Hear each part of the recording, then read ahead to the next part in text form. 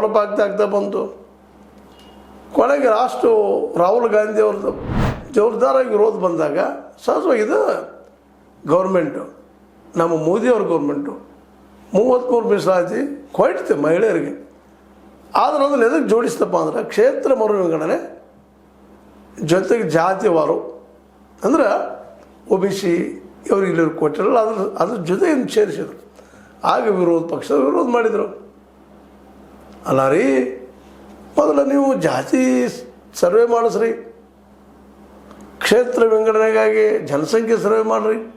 ಬರೀ ಜನಸಂಖ್ಯೆ ಒಂದ ನೀವು ಮಾಡೋದ್ರಿಂದ ಉತ್ತರ ಭಾರತದಲ್ಲಿ ಜನಸಂಖ್ಯೆ ಹೆಚ್ಚಾಗ್ಯದ, ಸೀಟು ಅಲ್ಲಿ ಹೆಚ್ಚಾಗ್ತಾವ.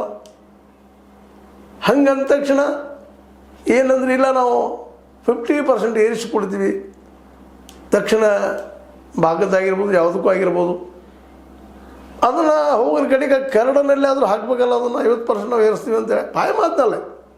ಸ್ವತಂತ್ರವಾದ ಮೀಡಿಯಾಗೆ ಬೇಕಾಗಿರುವುದು ಸ್ವತಂತ್ರ ಧ್ವನಿ. ಆ ಸ್ವತಂತ್ರ ಧ್ವನಿ ಉಳಿಸಲು ನೀವು ಮಾಡಬೇಕಾದದ್ದು ಇಷ್ಟೇ. ಅದೇನಪ್ಪಾ ಅಂತಂತಂದ್ರೆ ನಿಮ್ಮ ಕೈಲಾದಷ್ಟು ಸಹಾಯ ಈ ಚಾನಲ್ಗೆ ಮಾಡಿ ಹಾಗೂ ನಿಮ್ಮ ಧ್ವನಿಯನ್ನು ಕಾಪಾಡಿಕೊಳ್ಳಿ.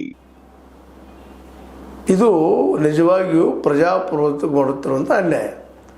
ನಿಜವಾಗಿಯೂ ಇವತ್ತು ನಿಮಗೆ ಮಾಡುವ ಉದ್ದೇಶ ಇದ್ರೆ, ಇನ್ನೂ ನಿಮ್ಮಲ್ಲಿ ಉದ್ದೇಶ ಇದ್ರೆ ಮೇ ತಿಂಗಳಲ್ಲಿ ಮಾಡಿರಿ.